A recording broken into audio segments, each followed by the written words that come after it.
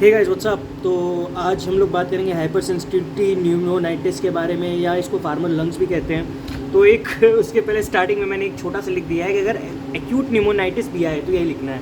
Acute pneumonitis भी अगर आता है, ठीक है, एक्यूट न्यूमोनाइटिस अलग कोई टॉपिक नहीं है, ठीक है ना, इसी में इंक्लूड होता है, ठीक है। तो बात करते हैं इसके इंट्रोडक्शन की। सबसे पहले स्टार्ट करते हैं कि इसका इंट्रोडक्शन क्या है। ये क्या एक्सटेंसिक एलर्जिक एल्वियोलाइटिस, एलर्जिक एल्वियोलाइटिस है, ठीक है। हाइपर सेंसिटिविटी नाम ही है तो एलर्जिक होगा ही। एक्सटेंसिक है, एक्सटेंसिक एलर्जिक एल्वियोलाइटिस है, right. Type of interstitial lung disease, ये क्या है, इंटरस्टिशियल लंग डिजीज़, इंटरस्टिशियम में होगा। एक्सटेंसिक एलर्जिक एल्वियोलाइटिस है, ठीक है, और इंटरस्टिशियल लंग डिजीज़ है, इंटरस्टिशियल में होगा। Hyper sensitivity lung disease, hyper sensitive lung disease है ये, ठीक है ना। इंटरस्टिशियल लंग डिजीज़ है, हाइपर सेंसिटिविटी लंग डिजीज़ है, एक्सटर्नल एलर्जिक एल्वियोलाइटिस है, ठीक है, एक्सटेंसिक एलर्जिक एल्वियोलाइटिस है। इम्यूनोलॉजिकल रिस्पॉन्स कुछ देगा, क्या इम्यूनोलॉजिकल रिस्पॉन्स देगा? After exposure to various substances triggers, example antigens. Immunological response किसके लिए देगा? Exposure to various substances triggers antigens के लिए ये कुछ इम्यूनोलॉजिकल रिस्पॉन्स देगा। किन किन के लिए इम्यूनोलॉजिकल रिस्पॉन्स देगा? एंटीजेंस के अगेंस्ट ये इम्यूनोलॉजिकल रिस्पॉन्स देगा। वेरियस सब्सटेंसेस ट्रिगर्स के लिए ये एक इम्यूनोलॉजिकल रिस्पॉन्स देगा, ठीक है ना। ऑफन एसोसिएटेड विद ऑक्यूपेशन और हॉबी रिलेटेड एक्सपोजर्स, ऑक्यूपेशन से ये एसोसिएटेड होता है या हॉबी रिलेटेड एक्सपोजर से एसोसिएटेड होता है। Immunological response after exposure to various substances और ट्रिगर्स, इम्यूनोलॉजिकल रिस्पॉन्स देगा किसके लिए? वेरियस सब्सटेंसेस और ट्रिगर्स के लिए एसोसिएटेड विद ऑक्यूपेशन होता है।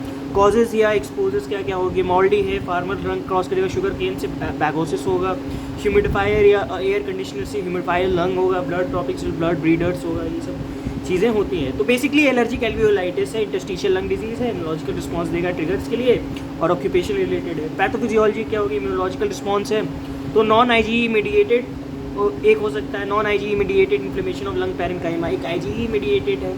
आईजीई मीडिएटेड एबीपीए में हो सकता है, टाइप 1 हाइपरसेंसिटिव रिएक्शन या टॉपिकल पल्मोनरी इसिनोफिलिया में देख सकते हो।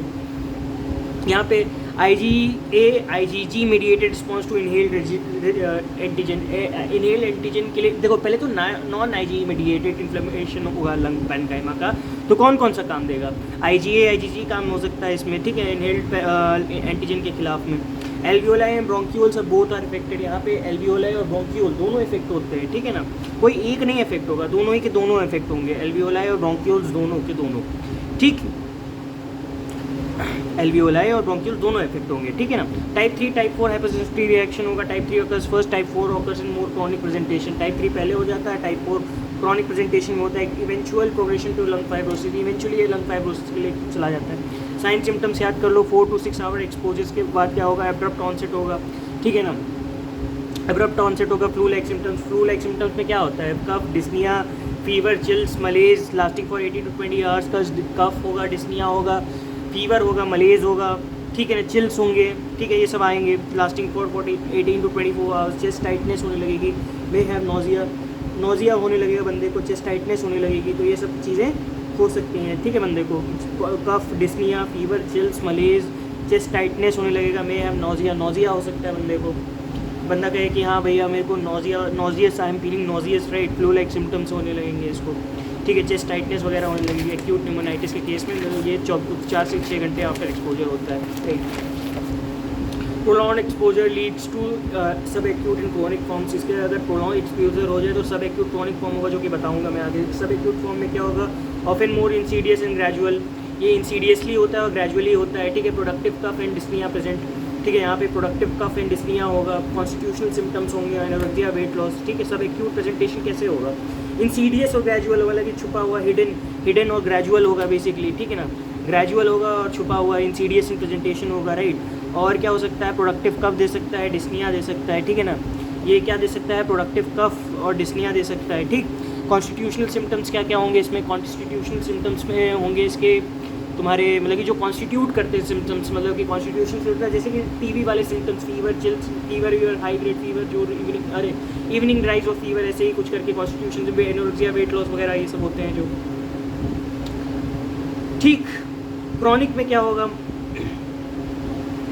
क्रॉनिक में फाइब्रोटिक चेंजेस बताया था मैंने, dyspnoea, cough, malaise, anorexia, weight loss, finger की क्लबिंग हो जाएगी chronically, pulmonary function test progressively restrictive lung disease दिखाएगा, chest X-ray predominantly upper lobe, ठीक है, रेटिकुलो नोडुलर पैटर्न, ठीक है, अपर लोब में दिखाएगा रेटिकुलो नोडुलर पैटर्न होता है। डायग्नोसिस एंड ट्रीटमेंट, डायग्नोसिस कैसे करोगे, combination of clinical imaging and laboratory investigations कर सकते हो। CT scan upper lobe and middle lobe, ground glass opacity दिखता है, ये इंपॉर्टेंट है, ग्राउंड ग्लास ओपेसिटी दिखेगा लेबोरेटरी में।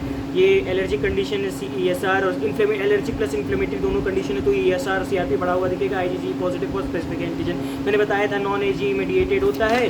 और दूसरा कौन सा होता है, टाइप 3 टाइप 4 हाइपरसेंसिटिविटी रिएक्शन, जिसमें से टाइप 3 पहले आता है और ग्रेजुअल प्रोग्रेशन टू ये क्या करता है, फाइब्रोसिस करता है, ठीक है। ट्रीटमेंट क्या होगा, identify avoid alert triggers exposures. भाई देखो ट्रिगर्स या एक्सपोजर से कुछ हो रहा है तो आइडेंटिफाई करो कि क्या ट्रिगर्स हैं या एक्सपोजर्स हैं, तो उनको फिर अवॉइड करो, कोशिश करो कि उनको अवॉइड किया जाए उन ट्रिगर्स को या कुछ एक्सपोजर्स को। Symptoms can improve with in hours two days, तो सिम्टम्स जो होता है अगर अवॉइड करोगे तो आवर्स टू डेज में ये सिम्टम्स जो है प्रोग्रेस होते रहेंगे, ठीक है ना।